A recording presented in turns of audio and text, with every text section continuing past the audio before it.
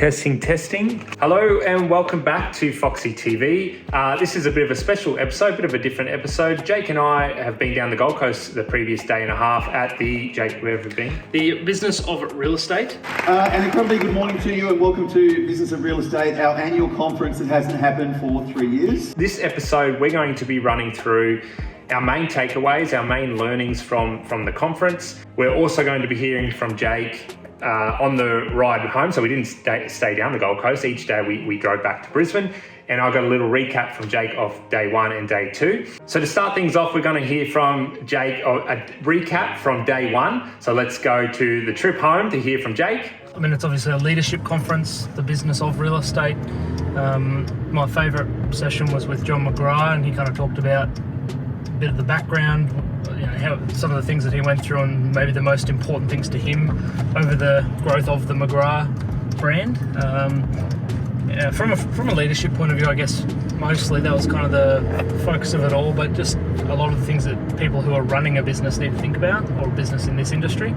There's a lot of focus today on leadership, team culture, recruitment, retaining employees and that sort of thing, especially in the current environment, which is, it's with hybrid work models, people working remotely more often than they were after COVID, and that becoming a bit more of a difficult thing. That's relevant to us as a home staging business as well, recruiting, retaining people, training people, empowering people, those sorts of things. So all of that was really interesting and relevant. There's a little bit about technology, and we had a couple of tech guys who got up and spoke about all of the different touch points and different ways of collecting data, and then kind of running data through their programs, their software, and how to use that in a way to approach people and get new listings and that sort of thing. Some of that went a bit over my head, but I can see why it's a very relevant and important topic, and probably some people took more away from it than I might have. And then there was also a little bit about the current market, given where, as we're talking now, interest rates have just gone up. They're expected to keep going up. We've just come off a couple of years of crazy property price increases and fast sales and all that sort of thing. So right now we're kind of in the first phase of that. Maybe not the first phase, I'm not sure, but we've seen properties taking longer to sell, prices coming down a bit. So there was an economist who talked through a lot of the data, a lot of the stats, so that was interesting as well. So I would say it was a good day. There were some sessions that I took less away from and some that I really enjoyed, but I guess we'll wait and see tomorrow, and maybe I'll give my overall thoughts after that. And now into the recap of today, day two. This morning there was kind of two main presenters. The first was Gilbert, can't recall his last name, has been involved in the All Blacks team for 15 plus years, I think he said 20 years-ish. And he was talking all about high-performing teams and how to create and maintain high-performing teams and your role as a leader in that. I think I took about 3 pages of notes, so I'll have to go back over that. He was really good. And then we had an economist, Dr. Andrew Wilson was his name. So he was talking all about, as an economist, obviously things like inflation and interest rates and what we've seen in the market from a housing point of view, but also what he's kind of expecting over the next kind of 12 months in terms of housing price growth or decline, and inflation and those sorts of things, and talking about the impact on wages and everything else, and how that all kind of is interconnected. So that was relevant, I guess, interesting. That sort of economist talk can get a little dry at times, and maybe that was a little bit, maybe it was because we were approaching morning tea, but overall I thought it was, I was going to say he dumbed it down. He simplified it in a way that explained how it's relevant to us in the real estate industry, which is important for us to be able to talk to clients. So that was interesting as well. That was Jake's immediate thoughts on the way home, driving home. Now we're going to run through our sort of key takeaways, key learnings. I'm going to go first, Jake. Is that okay? Go for it. So my first one is around culture. Culture eats strategy for breakfast. Now, what he was going on about and what I took away was culture is everything. It's so important. You can put all these strategies in place for a business, how you're going to grow, all your policies and procedures. But if you don't have an awesome culture in your business, it will most likely fail. Yeah, and I guess he's talking about having people buying in to the business and to each other and wanting to be there, feeling like they're engaged and part of the team and part of the vision. Yeah. So like I said, strategy being all the things that as a business owner and as a business you want to do. If you don't have the people here or there within the business who are part of a good team culture, then you're not going to have the people who are going to be able to actually implement the strategy. Then the question begs, how do you create that culture? I think Foxy has got a really good team culture, but the challenge for you guys is we've been quite a small business for many years. Now you've been growing quite rapidly. We're around 20 plus, low 20s staff members. You're looking to grow to 30 to 40 in the next few years. How is that culture going to change, and how are we going to be able to keep the good culture that has been there?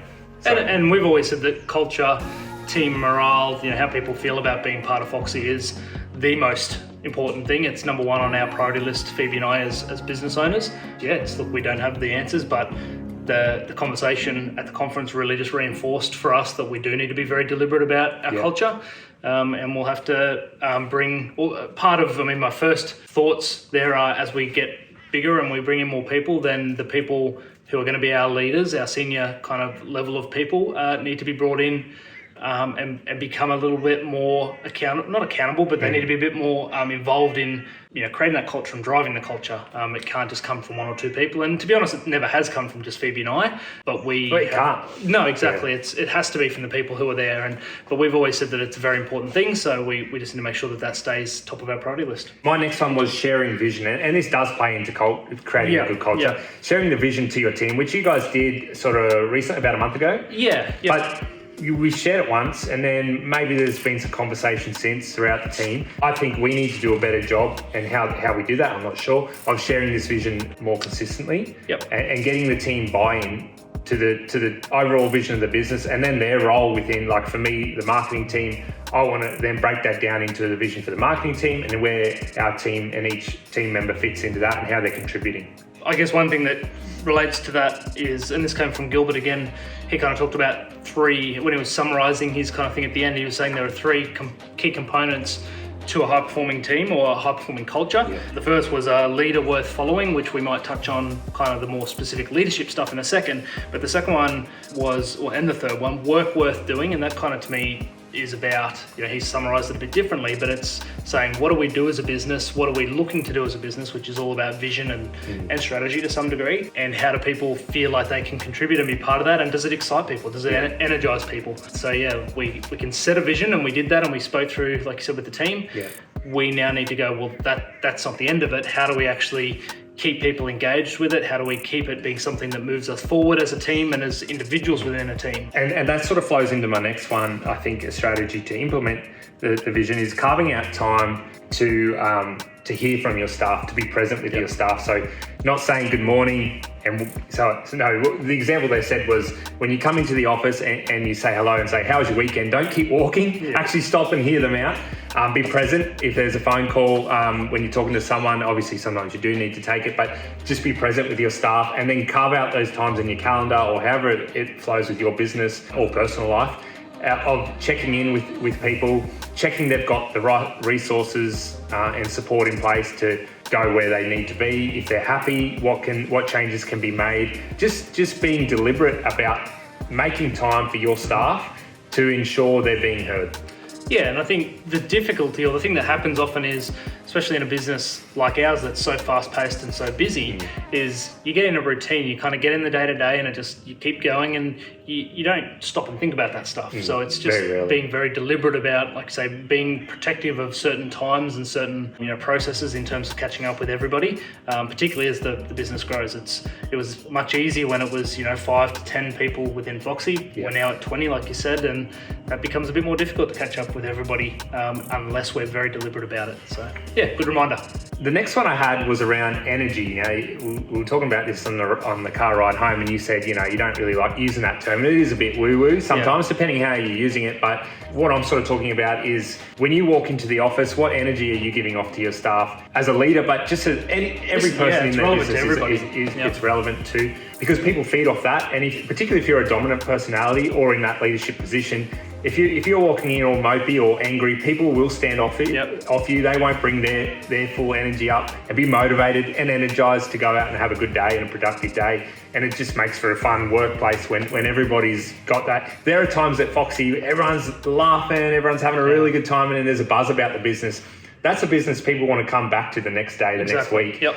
Whereas when you get in that rut and things are quiet in the office and things seem a bit mopey, things can get a bit boring and tiresome.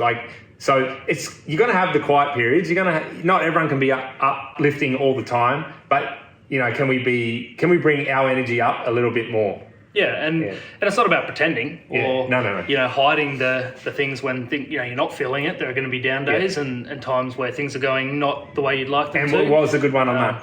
Yeah, so one of the comments was have good shitty days. Good shitty days. So it's okay to have days where you're not at your best. Yeah. You know, I guess the way that he kind of summarised that was even your shitty days can be good from a positive point of view. Like from you can treat them as you know what, it is what it is. Today is a shitty day, but everyone has we're going to make the best of it. We'll get on with it. So yeah, I think the energy thing is something that I need to probably be a bit more. You're bringing me down, Jake. You're bringing me down over here. And it's something that we encourage in our team. Culture and morale is driven by the people in it. So we need people feeling good about being there. Yeah. Yep. So the last one here I had, Jake, was around implementing change. And this comes to, this is a good example for us. We've just been at a conference while it was hard, draining a little bit some of the time, so much information. People go to these things and they come back energized, they come back full of ideas. I'm going to go into the office tomorrow and implement all these 10 ideas. It's going to change our business. You got to put yourself in your staff members' shoes. They've just been at work. It's just a normal week for them. You come in wanting to make all this change. People don't like change. Often people are scared of change. They think, "Wow, crap! What's this mean for me?" That's really going through their head. And they don't have the context. They don't have the motivation behind your excitement. Yeah. You're just walking in and going, "We're doing all these things," and they don't understand why or what the intention is. Correct. So there's a few things there. It's about explaining why the changes you're about to bring, but also make small changes. Not small changes. A small number of changes. Yep. Do one by one or two at a time sort of thing. Just small incremental things. And one point they had here was when you're explaining something or implementing any change, do it as a test. Explain to the guys, look, this is a 4-week test. We're just testing this out, seeing how things go. We'll get your feedback during and after, and we can make changes. It's not forever. It's not something that we're going to be doing forever. Yep. I mean, it may be if it's working, but we'll get that feedback. But we might tweak it along the way. We might change it. We might scrap it all together. It's just... Yeah, it doesn't have to be a forever thing. They were my main takeaways. Jake, anything else from you? I guess the only other one that we kind of touched on it, but is really about leadership and thinking of yourself as a leader. Better never stops was one of the quotes that one of them talked about. So that's like continuous improvement. Yeah, so to me I summarise that as continual self-improvement. It's always learning. It's always, you never assume that you're as good as you're going to be as a leader. And also, leadership isn't something that most people are natural at, I don't think. It's definitely something that you can be learning, you can be improving on, and being the leader of a business with 20 people now is probably not something that I'd stop to think, what does that mean to be a leader of a team like that? Mm-hmm. And it is something that I want to keep improving on, and conferences like this help. Going back to, I kind of touched on it before, but one of the 3 pillars of a high-performance culture or a high-performance team is having a leader worth following. So you talk about having vision and a good team culture and all those sorts of things. If you don't have a leader that's worth following or that people kind of look up to or are inspired by or want to follow, you can have all the vision and strategy you want, but your people won't buy into it. Jake, take us out of Foxy TV episode 176 with a quote. All right, and this relates to the leadership thing, and it's that a business never outpaces its leader, and leaders get the team that they deserve. Ooh, so that's deep. Accountability and continual learning as a leader. Thanks for watching, guys.